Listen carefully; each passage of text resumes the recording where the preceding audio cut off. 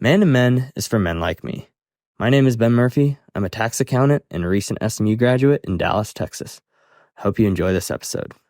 This is Man to Men, the audio journal for Christian men who live faithfully and lead courageously. I'm Jared Musgrove with you for an in-depth conversation with a courageous leader. And today we have Drew Hunter. Drew has authored a great book, guys. I recommend it to you highly. It's called Made for Friendship, the relationship that halves our sorrows and doubles our joys.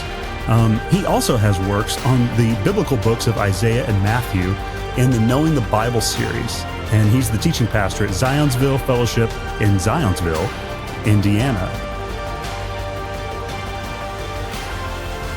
Drew Hunter, welcome to Man to Men. Thanks for having me. Hey, man, I'd shared with you a little bit while we were pre-gaming is that you are someone that I've followed for a long time, got the book, I guess, right when it came out. And I was so glad that a man was writing on this subject. It's been one that's been really important in my life. So this has been a conversation I've wanted to have for a long time. That's great. Yeah, it's been a topic that I have not stopped caring about since writing on it. So it's still top of mind in life for me. I love that, man. Well, I actually want to start this one with an SNL joke, oddly enough. John Mulaney, a few years ago, hosted SNL, and one of his lines in the opener was that it's hard to make friends when you're an adult. And he went on to say, I think that's the greatest miracle of Jesus. He had 12 best friends in his 30s, and they weren't his wife's best friends' husbands. And then that became a meme, and it took off from there. And a lot of us chuckled at it. And I think it hit us pretty deeply, and it reveals a deep longing, I think. Can you share more about why you think a joke like that continues to connect with those of us kind of in our 30s and 40s, and what it says about the state of friendship among men today? Yeah, I mean, it certainly does connect, which is why that is funny. And I've heard that other places since it was given there. And I remember even being at a table with some guys, and I just asked them, hey, what comes to your mind when you think about friendship? And one of them said, and these guys were about in their 30s, mid-30s, and he said, that used to be nice. So it kind of, and then everyone laughs because they're all like, they resonate like, yeah, like we can think back to maybe high school or if you had college, where there were a lot of friends. And then now it's like, yeah, what happened? And so that's the common story for a lot of guys. And there's probably no one simple reason for this. There's a lot of reasons. One of them is just the way our society is structured. I mean, making friends after college years can be hard because, when you're in high school or college, there's so many spheres of life that overlap. So the people you live near, you also have class with, you might work with, you might go to church or have a ministry with, and then you leave that area and you might then live in one neighborhood, work in another town, have a church in another town the other direction. If you're engaged in some hobby, that might be with some different people, and then none of them know each other. And you're driving to different places. And so our society is just structured, and that's kind of a new thing historically, in a way that's working against friendship. And then by the time guys get in their 30s and they've moved away, they realize like they don't have friends anymore, or the friends they do have, they more just like catch up with, very rarely. And so not really functioning or new experiences. So tons of reasons, technology, busyness, transience, even our understanding of what masculinity is supposed to look like can kind of make friendship harder today. So there's a lot of factors that then lead to guys in their mid-30s who may not even know those factors are working against friendship. And they just look around and they're like, I don't have friends, really. And they may think that they're alone in that, but it's actually really, really common. I remember seeing a video of some guys, and it was interviewing one after another, and guys one after another saying, I don't think anybody actually knows me well at all. It was really sad. I resonate with that because, and we connected a little bit on, I serve with Bucks, but I also still continue as a local church pastor. I sit with a lot of men, and that resonates because I've sat across from so many men who, life found them somewhere, and they're struggling or they're suffering in some way. And one of them held their phone up to me one time and said, you see this? I don't have anyone in this that I can call a friend. And that really, really hit me because I felt like I was hearing that over and over. Yeah. As I sat with people pastorally. You had talked about it just even in your opening, which was really helpful, just the different challenges to friendship. As you were writing Made for Friendship, the book, what did you discover in the writing, in the research that surprised you the most? Yeah, I think a couple things stand out. One was just in actually just studying in the Bible on friendship and then living my own life in our culture and then reading Proverbs and then reading statements that I did, so what I was doing is I was sitting down to study Proverbs for a teaching series, and I was going to just read through it and collect the themes and then preach on those themes. And I was not expecting friendship to be one of them. Maybe like neighbor relations, marriage, money, all those things. But I was struck by these direct, powerful, punchy statements about the narrow, particular relationship of friendship. To the point too of saying things just directly like, do not forsake your friend. What? That's a powerful command from the Bible. Yeah, not even a proverb. It's a command. It's funny how they're mixed in there, isn't it? Right. Yeah. And then just things about, friendship and being faithful and those things. And also thinking about Jesus as a friend. It was surprising for me to recognize that I'd not heard people talk about Jesus as a friend, not at least in a serious way, or really related to him in terms of friendship.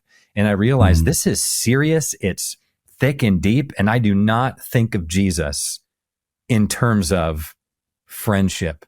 So those were surprises to me, among others, but they just startled me because I just had not thought about or heard other people think about those things. Yeah. Yeah. One of the surprising things in the book, I think to many people, and you wrote about this, is that ancient Christians, maybe all the way back to Solomon and the collectors of the Proverbs, up to the disciples of Jesus, and even a little bit after that, these ancient Christians valued friendship as one of the great goods, if not the key good of human existence. I think that sounds astonishing to a 21st century man. Right. Can you share more about that view and how that's just weaved its way through Christian history? Yeah. So it certainly is there in the Old Testament. Actually, one of the earliest statements is somewhat surprising. It's a passing comment, seemingly in Deuteronomy 13. Yes. Where there's a number of relationships just being listed to make a bigger point. So it's like your wife, your sister, your daughter, your mother-in-law. I mean, just list, and then it lists your friend. And some translations will just translate it your friend or your close friend, which might be fine. But the actual kind of wooden literal translation of the Hebrew is your friend who is as your own soul. Yeah. So it's just striking that even with this ancient text in Deuteronomy with Moses and the Lord here, friend is just kind of glossed quickly as, well, the relationship that's someone's as your own soul. And then you have Proverbs, of course. And then, even in ancient cultures with non-Christians, with Cicero and these people, are Aristotle, they're writing massive things about and saying massively important things about friendship. But then Christians really embrace this in a unique way. So I think one of the things that Luke, even as a writer of Acts, is doing is taking the stock ideas and phrases used for friendship in his day that were viewed as an ideal that could hardly ever actually get pulled off. And he just uses those in describing the church and what they're doing. They had all things in common. They were of one mind and one heart. And then, so that's just picked up and continues. So you have Augustine saying things like, there's two things that are essential for existence. So you're like, okay, if Augustine's saying there's two things that are essential, what are they? Right. And the first thing he says is life. We're like, okay, I could have guessed that one. So really, got it. We're here. Yeah. So besides life, I guess there's one thing left. And he says it's friendship. J.C. Ryle, my favorite quote, I think, of friendship, and he kind of picked this up, kind of saying like this came through the ages of this having our troubles and doubling our joys. But he said it this way. He said, this world is full of sorrow because it's full of sin. It's a dark place. It's a lonely place. It's a disappointing place. And then he said, the brightest sunbeam in it is a friend. Friendship halves our troubles and doubles our joys. So here's a man who's teaching, preaching, leading, and he wanted people to know that God, in light of the realism of how hard life is, God has given us a sunbeam in the darkness, and the brightest one is friendship. C.S. Lewis wrote The Four Loves, but he also wrote about friendship and wrote about friendship in The Four Loves. But he also just wrote about friendship in his letters to friends. And so one of the letters he wrote, he said, friendship is the greatest of worldly goods. And by that, he just meant the greatest of earthly goods. And he said, certainly to me, it's the chief happiness of life. So none of these guys are careless with their words or given to just overstatement that you can be like, yeah, that's, they're careful. And they said those kinds of things. So if we don't say, think, or hear those kinds of things, we just have to ask, either they're wrong or we're missing something and they know something that we don't. Yeah. And ordering your life as though friendship is one of the greatest goods is, I think, one of the bigger challenges that we face, particularly just as men, and given all the challenges you listed at the top of the show. I love your biblical view on this, and this is one thing that has just made me really just go back to the book and recommend the book to many, many men, because friendship with other men became a prayer of mine at the age of 13 after I first read about David and Jonathan. That was the first time I tried to pick up my Bible, and I remember trying to find just a familiar story. I didn't know my way around. And so I'm like, David and Goliath, that'd be a cool story. Well, I went about a chapter too long, and I found myself reading after the Goliath incident. David is standing there and meets Jonathan, and I see their friendship form, and I just kind of kept reading, and it became a breath prayer of mine at that point. It's like, Lord, like I want to be that kind of friend. I want those kinds of friends. It just deeply resonated with me. And you share some of these in the book, but what are some biblical examples of friendship? David and Jonathan certainly, but other ones that can help guide us as men who find friendship challenging to make a priority, maybe even find it hard to discover. We want to pray and work toward friends. What are some biblical examples for us to give us hope? Yeah. So, David and Jonathan would be one for men to go back to, because I do think that we sometimes are like, well, we know about that one, but actually slowing down to read their story for Samuel 18 to 20, is really helpful to do and just look at it fresh. Because it is fascinating. The language used of their souls bound together, their kind of faithfulness, their affection and love, and even weeping for one another. It's really striking to read their friendship and the courage of it. I think for women, Ruth and Naomi's a good one as well there, to look at their story in terms of friendship. And then I think even fast forward in the New Testament, Jesus and his disciples, we shouldn't overlook that as an example of friendship, because he himself called his disciples his friends, which means he's treating them in terms of friendship. So, when you do just look at the story of Jesus, you are left kind of wondering, or you could at least wonder, okay, is this discipleship and training, or is this friendship? Because they're taking long walks together, they're having meals at gatherings, evening conversations. Yeah, they're hanging out.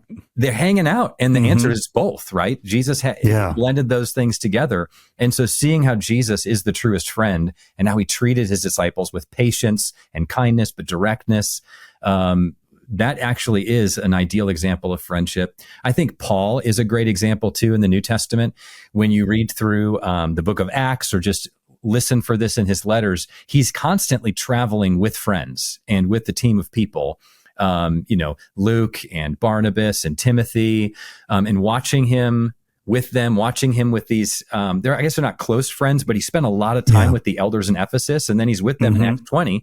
And then by the time he's leaving them, they're all crying because they're not going to see each other again. And so he had spent years with them, planting the church and raising them up in friendship. And then he's weeping as he leaves.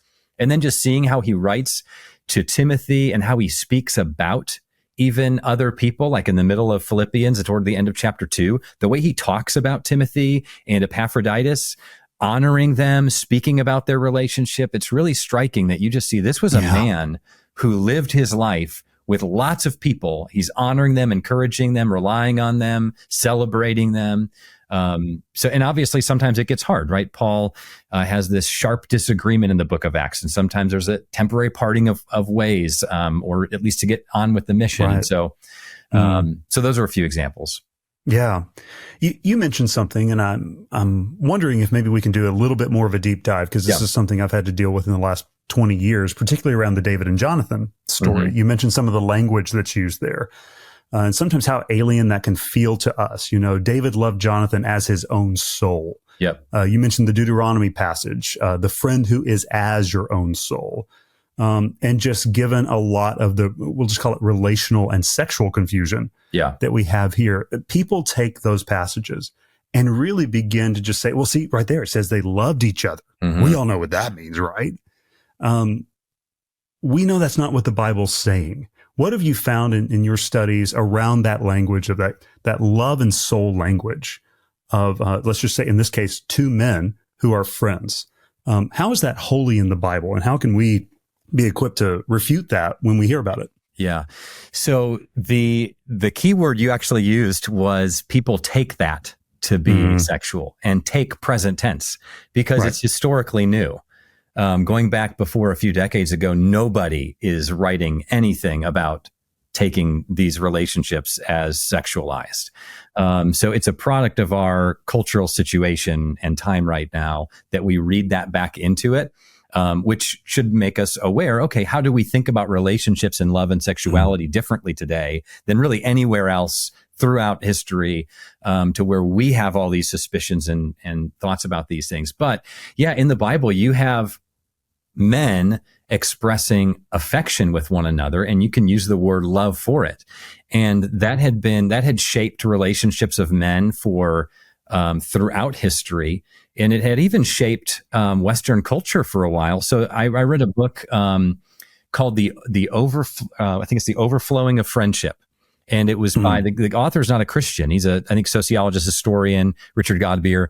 And he would read these letters from the end of the 1700s, early 1800s, of men writing letters to each other, because that's the way we have their relationship preserved, as if they were separated and they wrote. And he said, I read the way that they wrote to each other, which sounds like David and Jonathan, a guy named Arthur writing to a friend named David and saying, I had no idea how hard it would be to live apart from you. I didn't realize how much our happiness was bound together. Please know that I'm affectionately and unalterably your friend. Good night, Arthur. In these kind of language. And he said he reads that and his students just, their jaws drop and they're just like, what? Right. They're suspicious. And he's done enough study to say nothing is going on here at all. So something's changed in the way that we understand just this hypersexualization of relationships and love and masculinity, to where we don't imagine that affection, tenderness, kindness, language of love can be used by a man in a friendship without it being sexual. But that is what we see in David and Jonathan. We see it in the Apostle Paul. We see that in even the way that Jesus will relate to people. And so I think we need to recover a more historic and biblical vision of masculinity, get rid of some of the influence of Freud and Darwin that's really influenced how we understand masculinity today, and just re-embrace some of the characteristics that we now say are exclusively feminine, which really they belong to both genders expressed in different ways. Yeah, well said. Something that came out, I believe it was last year, the Surgeon General released this blockbuster report on the loneliness epidemic, really affecting both genders, but particularly in men. The loneliness epidemic is leading men, and that does just mean men without friends is what we could say. It's leading to increased isolation of men, just constant fatigue, lack of motivation, long-term illness, like they just can't get over being sick. And honestly, I think even the rise in poor mental health, or the decline, whichever way you want to put it, particularly among men. How in the world do we help men in our churches and communities discover friendship, give them the imagination for it? Because like you said, it's difficult sometimes, making that ancient jump. Helping them see it as God sees it. What are some things that we can do, Drew? Well, I love the way that you put it with giving an imagination for it. We lack the imagination for it, because that really strikes me as one of the challenges is we've not seen it modeled. We don't know what it looks like. We did so many people. Their story is they had parents who didn't have friends, or they never saw their parents' friends. They didn't see it with the 30 and 40 and 50 somethings they might have grown up with. They don't see it in their other friends. And the Surgeon General was saying the stats were here way before the pandemic. So this is not just from the pandemic. That's right. The past 20, 30 years. So we've really just not seen this done well. So yeah, we need to kind of cultivate that imagination. So I think for those who have the ability to talk to others or teach others or lead others in it, I think making this a topic of explicit focus is important. And for me, it's been helpful to distinguish community generally from friendship in particular. Yes. So I found when I first started thinking about this, there was a big trend, and rightly so, on community and community groups. And then I was just realizing we're talking about this a lot. We're doing these groups well. But I was like, as I started thinking about friendship, I was like, I don't know that these guys or women actually all have friendships. We're doing the connection in general well, but friendship itself, this everyday life, soul on soul, knowing each other through the thick and thin, long-term through life, isn't getting cultivated, even though we are generally talking about community. So I think focusing on friendship, getting clear about it, and then so teaching on it. Second would be modeling it. So giving people a picture of it, what it can actually look like. So, and that has been actually a problem with Christian leaders. Some of the people that have kind of either dropped out or blown up their ministries, if you just look at their stories, in most cases, I heard someone say every case, but at least the ones I've seen, they'll say something like either themselves or people's observations that their problem was they taught on community, but they lived in isolation. So they aren't even modeling what they're talking about. So pursuing it yourself, modeling it in front of other people, and then giving guys pathways to pursue it. So I think men's ministries, small groups, all those are important, but recognizing that these have a unique role, but they do not replace or completely fill up what friendship needs to be in our lives. So a men's ministry gathering can create context to teach about this and get guys to connect. Small groups can be a place to forge friendships. But every man needs to be called to take personal initiative with other men in the everyday rhythms of life for this to happen. So giving that expectation and calling men to that while giving context to forge connections. Those are a few things that we can do. Yeah.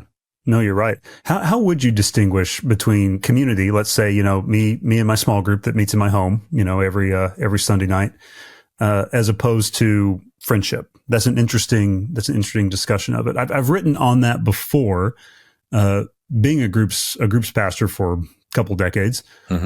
People always thought, oh, good, I got put in a group, found my friends, and then they got mad pretty quickly. Right. So how can we help pastor people through that? It's like, hey, there's community and there is friendship. Yeah.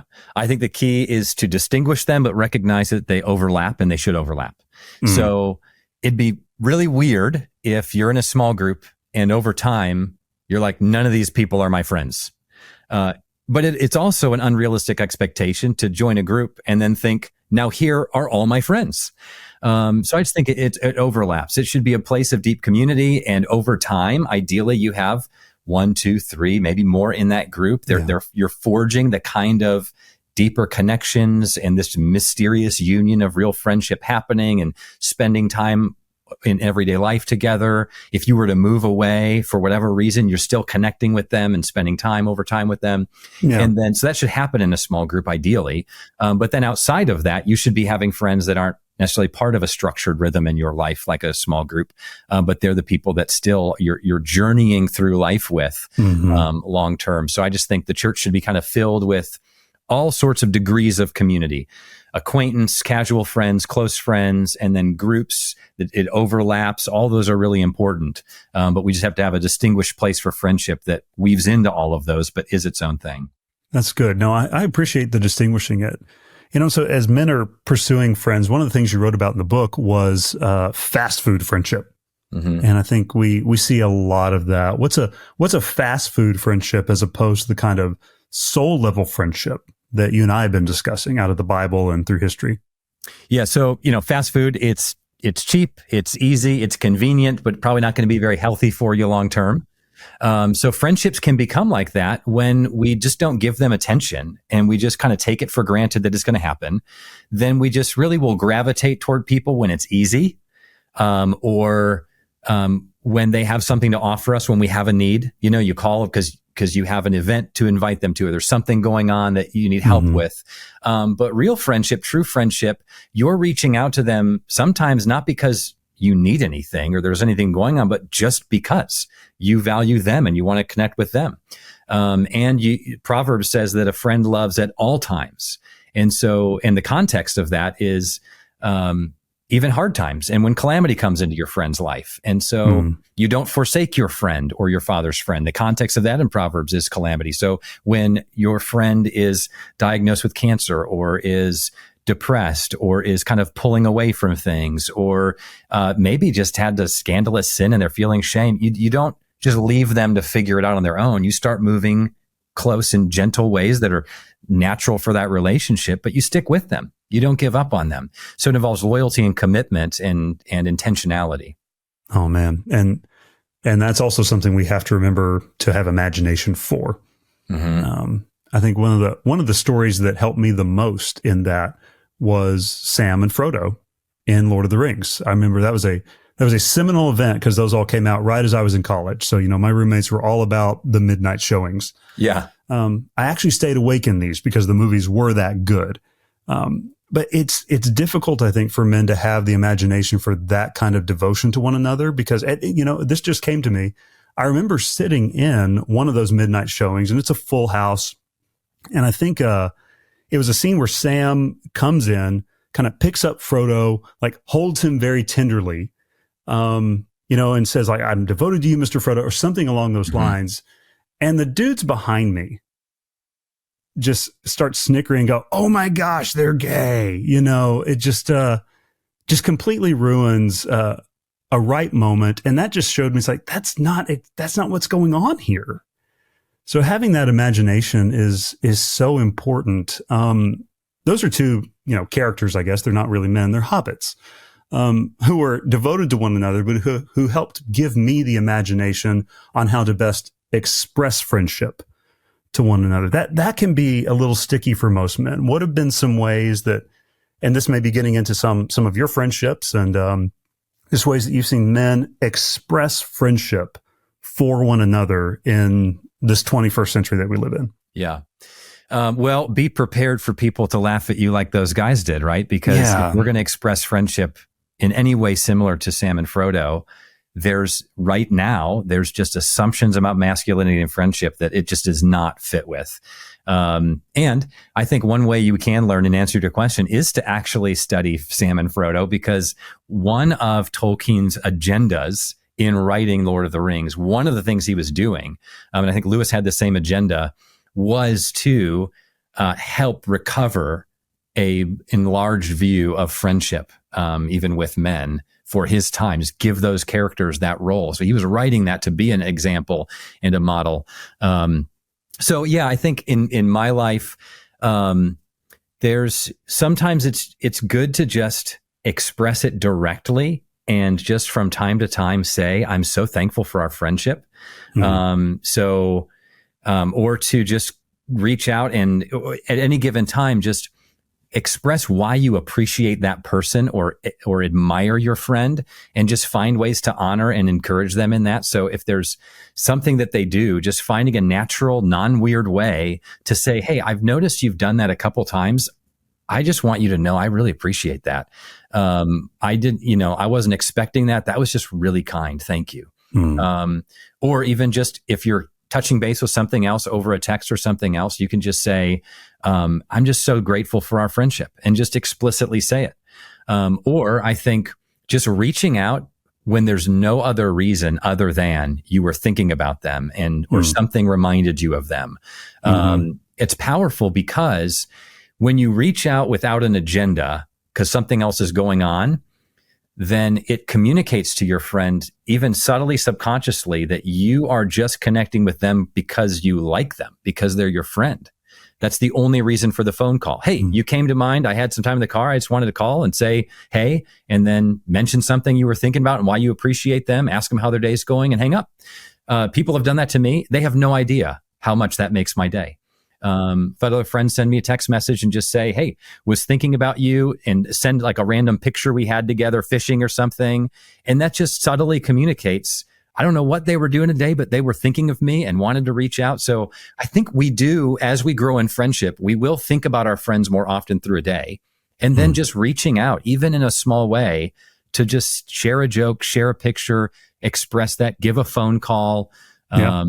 Those even just tiny ways can be really helpful. And then, like I mentioned, directly saying, I'm grateful for our friendship, and even appropriately sometimes saying, I love you and I appreciate you at the end of maybe getting together for something or a phone call. I have friends that do that with me. I do that with them. I have other friends who I think we're not quite ready for that, for it to be non-weird, but I'd like to get there.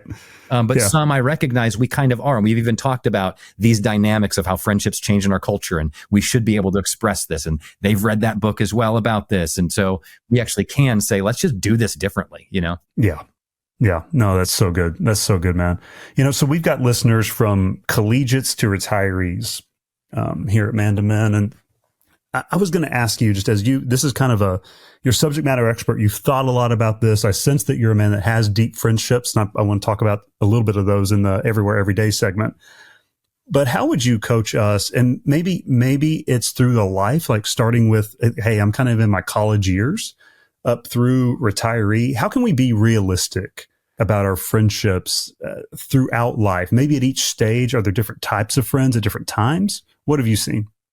Yeah, so that's actually a really important thing to grasp. But I think I was a little slower to understand as I was thinking about friendship. But then just as I talk to other men and experience changes in my own life, I realize how a key is adjusting in different seasons and recognizing that various life circumstances change and you have to intentionally adapt to those, which is similar in other areas of life, right? You may have a plan of reading your Bible every morning and then you get a different kind of job and then you got to change it. And so doing that with friendship. So so when you're in college, it just comes easier for more men, not all, but because you have so many overlapping situations. So I say lean into that, right? And recognize that in many ways, this is the most that you will have overlapping spheres with so many different people. And so maximize your friendships in that season. And those actually often do serve you in a lifetime, and you stay in touch with all of them.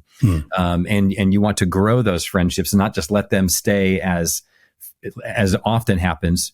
Your friends just kind of stay in those college years and then you just connect every few years.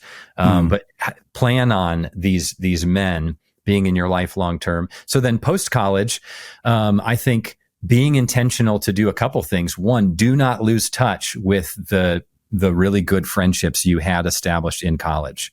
Think about how to keep those live and have new experiences. So there's some friends I had that we lived near each other in high school and college, and then some of us moved apart. And so one thing we do, and we've done it for 20 years now, is we have like an adventure camping, kayaking trip in the summer, every summer.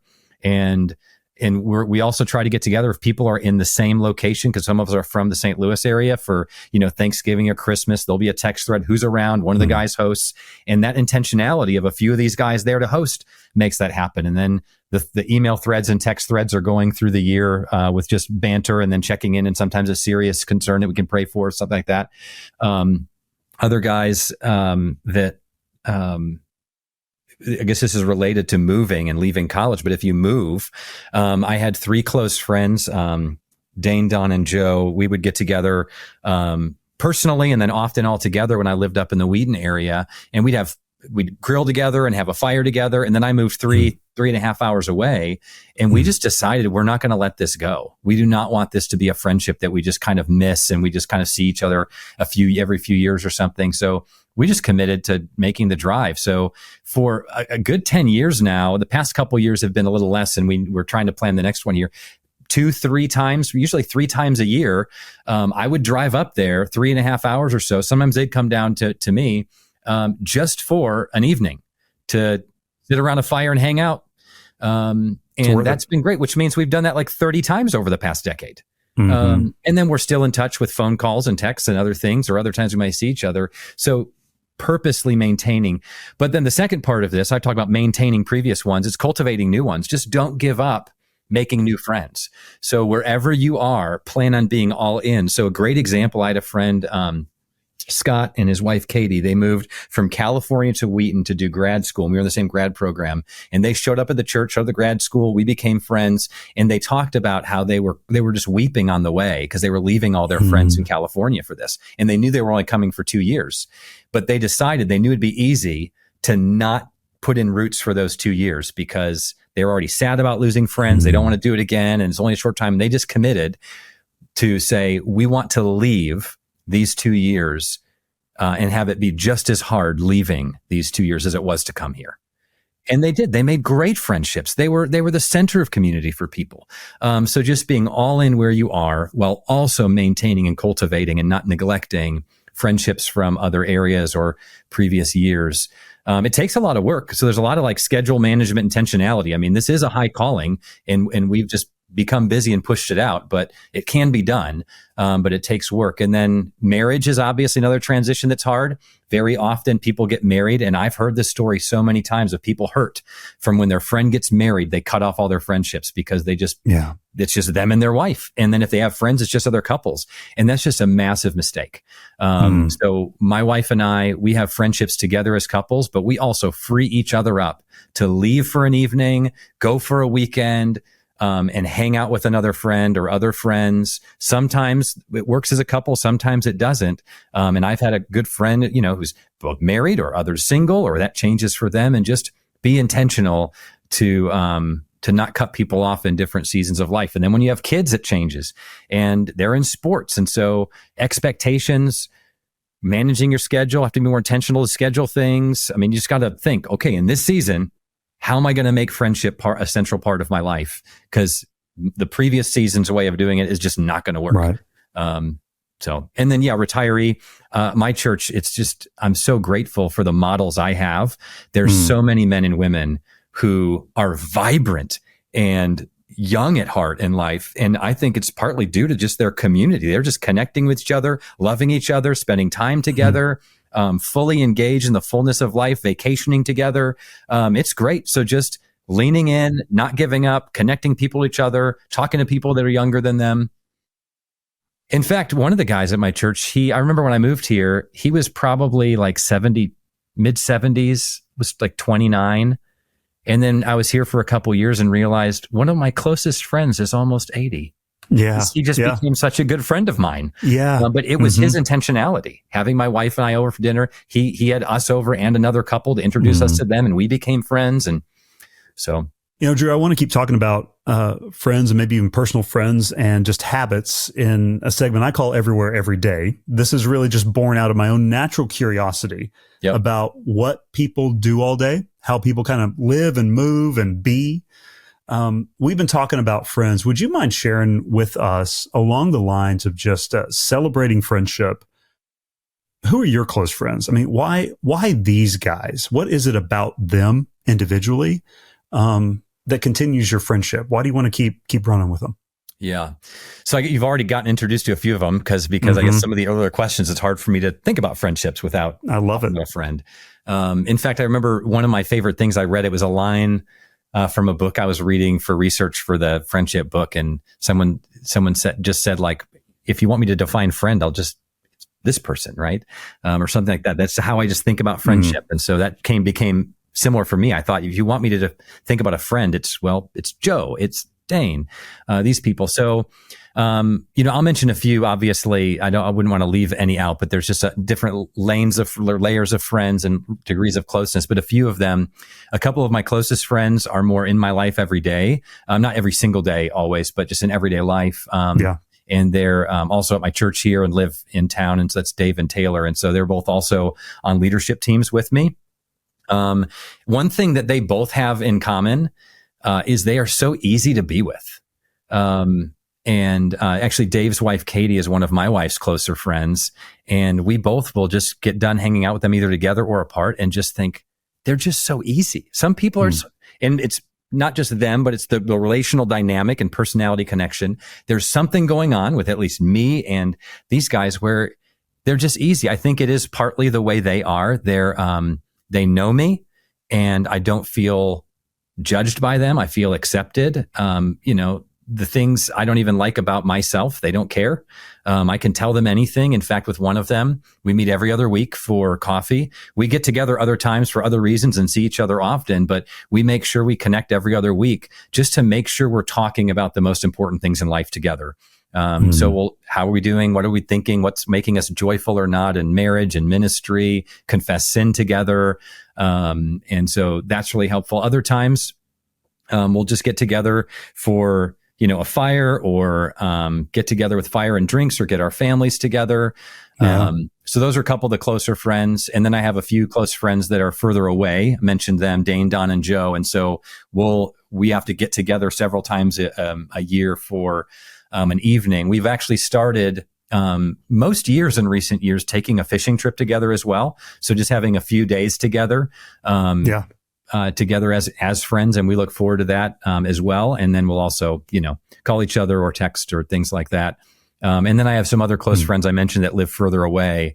And there's just such a mix of personalities with this larger group that we take the trips together and are on text threads and emails. And when one of them's missing, it just seems like there's a big gap in the group because they each bring such a unique personality to the group, and they bring different things out of the other guys. Yeah.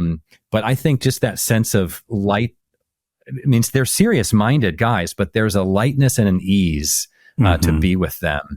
And then they're just committed for the long haul with this acceptance. And I just know they're like, none of these guys I've mentioned could find anything about me.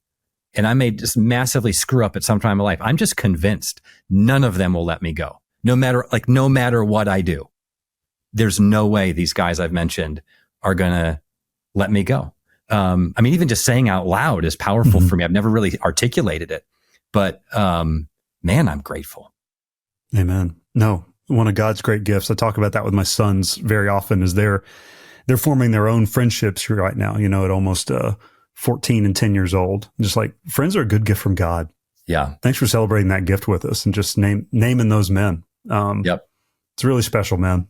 You are an inspiration and help with our imagination as to ways that we can continue our friendships in deep but profound ways.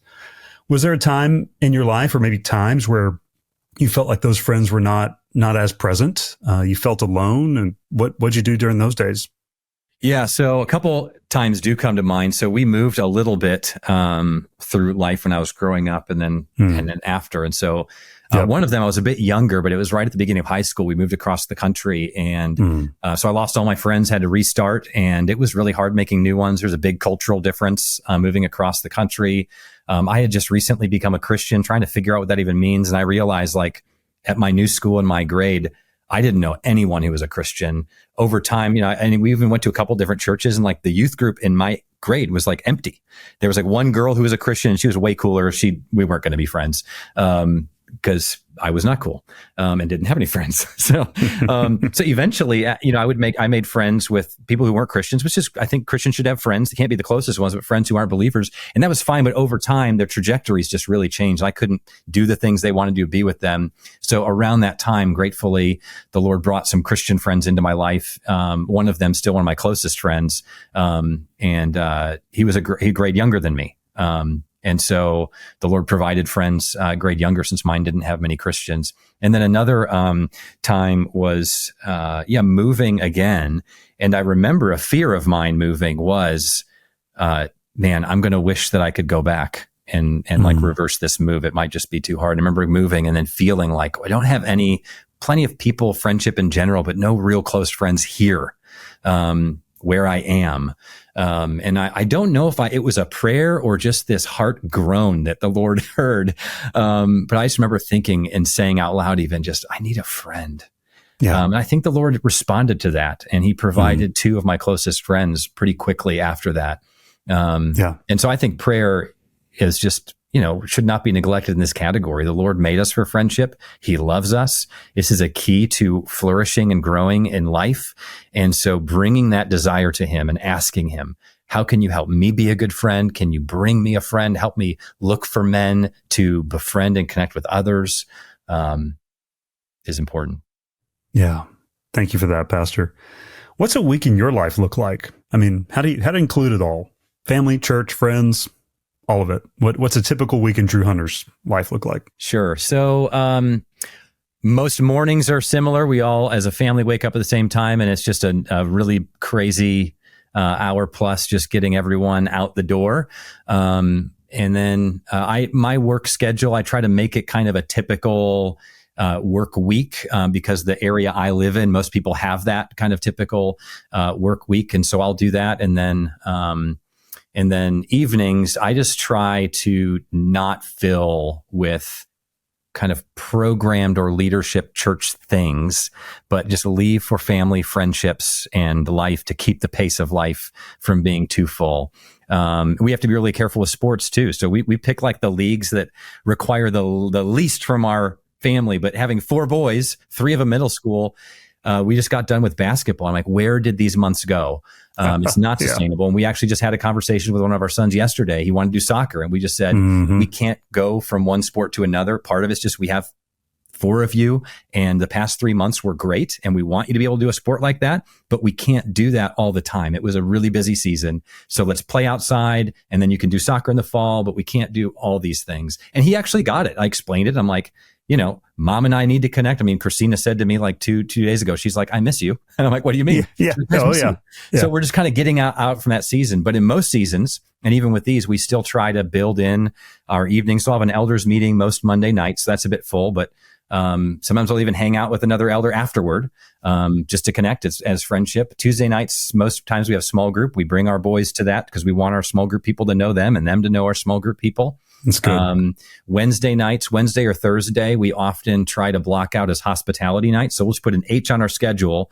And that's been so helpful for us because just we want to have people over, but we kept having to be like, well, does this work? What date let me check with Christina her schedule. And by just staying together, Wednesdays are our hospitality night in this season. And again, every season's got to change. We'll find out we're not doing it. It's like, okay, what's the night that works now? But it's there. Then we just know once one of us fills it, we just let the other person know. And then it's blocked. And then I know, okay, next Wednesday's full, but this Wednesday's not. So I talk to someone and say, what are you guys doing Wednesday night? Christina and I both are already committed. We don't need to ask each other permission. We have like a pre-approval for the other person to invite someone over. Right. That's been great. Friday nights, we try to do a family night. I like alliterations in life. I never do them with sermon points for some reason. I just kind of am opposed to that. But Friday nights are the Friday family feast and fun night. So we try to have a fun dinner, have a movie. And then weekends, we try to just have a little more relaxed as a family or with friends, have a friend over Saturday night. Sunday night, we've had a neighbor over to watch All Creatures Great and Small recently because we like that together, and a neighbor liked it as well. And so we've done that at different times of just even inviting people into what we're already doing so that friendship can happen without carving out new time. Sundays, of course, church together. So those are a few things. And then there may be any given night where Christina and I, in light of friendship, we try to just free each other up to go hang out. And if either of us has an inclination to go to friendship, we're just committed to make it happen. We want to run as far away from what we've seen in other couples where one of them feels protective and the other person will even say like, I don't think I can, Sally or Joan or whatever wants me home. It's like, oh no, I think they think that they're losing something, but actually Christina and I have found that our marriage is better by freeing each other up for friendship. We have stories. I'm becoming a better man. I'm growing. I'm happier. We're better for each other. So we try to just do that through the week as well. Yeah. No, Jenny and I have a similar rhythm. I get a better wife. She gets a better husband. Yeah. From that agreement. Yeah, absolutely. So Drew, you've kind of got a micro fraternity right there in your own house. 4 boys all growing up. How are you seeing, just as a pastor and someone who pays attention to these things, how do you see, particularly just Gen Z, growing up differently than your own generation did? What effect does that have on their friendship with God and one another? Yeah, so there obviously are differences, especially with technology, just changing so much of human life now. So obviously, there's statistics, which a lot of people know by now, but with like the advent of the smartphone, like once it got into everyone's hands, and then Instagram, and then the statistics of social media use and its connection to depression and anxiety, huge. It also keeps people away from face-to-face connection because it's so easy to just connect over text or something like that, or just be addicted to shows and social media and anything else. So obviously that's having a really damaging effect on a lot of people in the younger generation, because friendship's harder because everyone's just on their phones and technology, and then stressing with the depression, anxiety. What's interesting is that there also is a bit of a reaction going on among the younger generation. And so even talking to my boys about this, I'll just kind of say, like, talk about technology and all these things, why you're not getting a phone anytime soon, all these kinds of things. Right. And they get it. And I'll say, just watch your friends and just see how it goes for them. And they'll be like, yeah, I don't want that. He's always on that thing. Or yeah, he's got they can see it. And so I've heard of a lot of younger youth saying, I don't want a phone.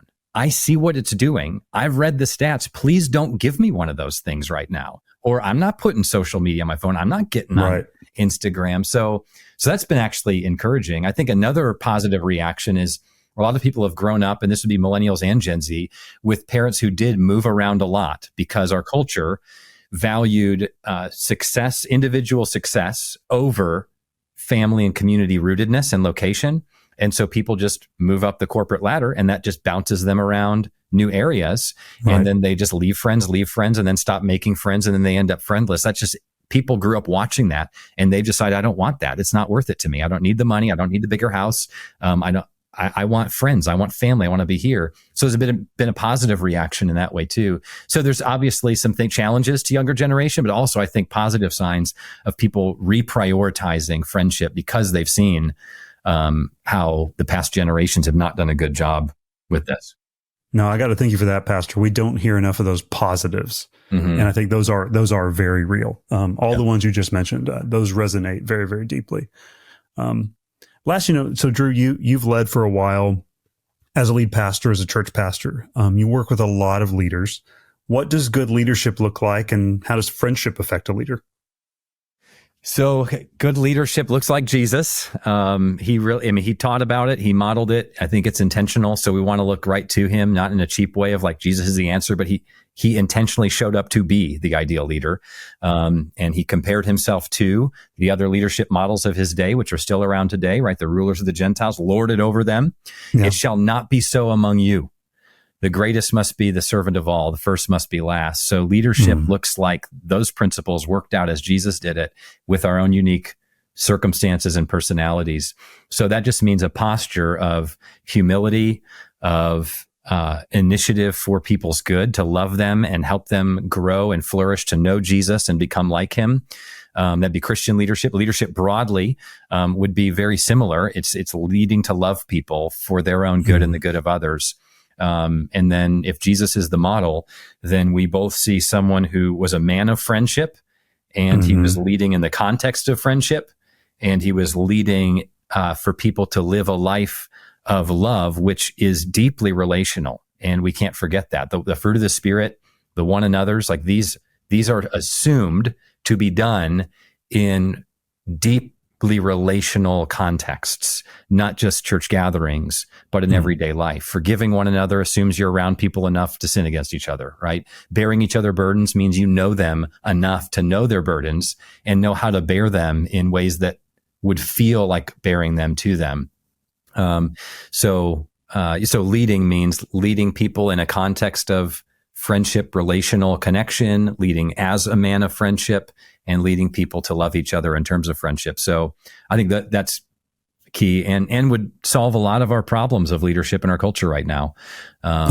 So often, I mentioned before, but often you can trace the failure of a leader, a public failure of a leader, to lack of real accountability.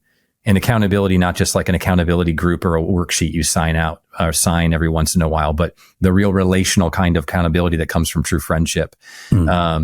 And walking in the light of open honesty about who you really are, in terms of your own soul and your own life and your own sin, and then just being encouraged by friends. So,